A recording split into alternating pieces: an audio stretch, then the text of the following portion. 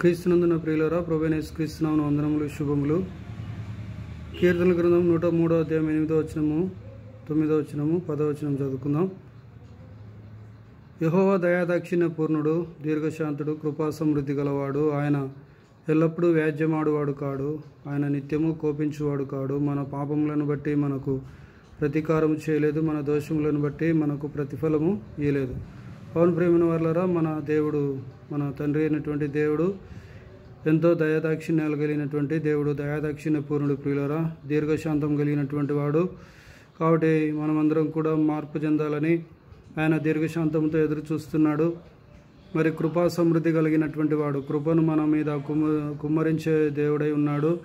సమృద్ధి అయినటువంటి కృపను కలిగినటువంటి దేవుడు మన పట్ల తన యొక్క కృపను కుమ్మరిస్తున్నటువంటి వాడుగా మనం చూస్తుంటున్నాం. ప్రియులరా, మరి ఆయన కృపను అనుభవించే వారుగా ఉండాలి. తర్వాత ఆయన ఎల్లప్పుడూ వ్యాజ్యమాడేవాడు కాడు. కాబట్టి మన విషయంలో ఆయన ఎప్పుడు వ్యాజ్యమాడేవాడు కాడు. మనతో ఎప్పుడు కూడా మరి పోరాటానికి దిగేవాడు కాదు. మనల్ని క్షమించేవాడు, మనల్ని విడిచిపెట్టేవాడు, మనల్ని తప్పించేవాడు, మనల్ని నడిపించేవాడు, మనల్ని బలపరిచే దేవుడే ఉన్నాడు. ప్రియులరా, ఆయన నిత్యము కోపించేవాడు కాడు. కాబట్టి మనము కోపం చూపిస్తే, ఆయన కనుక మన మీద కోపం చూపిస్తే మనము నిమిషం మాత్రం కూడా ఉండలేం. ప్రియులరా, కాబట్టి ఆయన నిత్యము కోపించే దేవుడు కాదు. మన పాపములను బట్టి మనకు ప్రతీకారము చేయలేదు. ప్రియులరా, మన దోషములను బట్టి మనకు ప్రతిఫలము ఇయ్యనటువంటి దేవుడు. ఆయననే మన పాపముల కొరకు, మన దోషముల కొరకు నలగొట్టబడ్డాడు.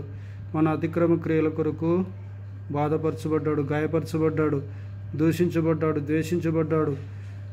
శిలువలో ఆకాశానికి భూమికి మధ్యన వేలాడదీయబడ్డాడు.